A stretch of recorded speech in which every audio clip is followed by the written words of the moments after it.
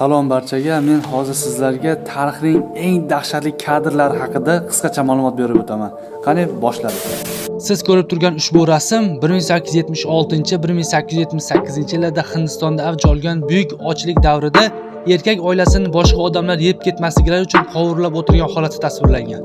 Ushbu ocharchilik davrida o'rta hisobda 5 million inson ovqat yetishmaganidan halok bo'lgan. Ikkinchi rasmda esa 1948-yilgi holat, ya'ni AQShning Illinois shtatida uydan quvilgan ayol 4 nafar farzandini 6 yoshdan 2 yoshgacha bo'lgan bolalarni sotmoqda. Ma'lum bo'lishicha, ushbu rasm sahnalashtirilgan, ammo keyinroq bolalar chindan ham sotib yuborilgan va ularning barchasi zo'ravonlikka uchrashgan. Rasmdagi ona homilador bo'lgan va go'dak ham tug'ilganidan keyin sotib yuborilgan. 4-rasm. Bir qarashda oddiy ko'ringan ushbu rasm boshqalardan kuchli ajralib turadi. Chunki unda o'lik inson bor. Chapdan birinchida turgan qizaloq aslida jasad bo'lib, uni tik ushlab turuvchi moslamaga o'rnatilgan. 1800-yillarda hali tibbiyot rivojlanmasidan bolalar o'limi odatiy hol bo'lgan. Oilalarda tug'ilgan o'rtacha 10 ta bolalardan 3 yoki 4 tasi 10 yoshga to'lmay vafot etishi tez uchrab turadigan hodisa edi.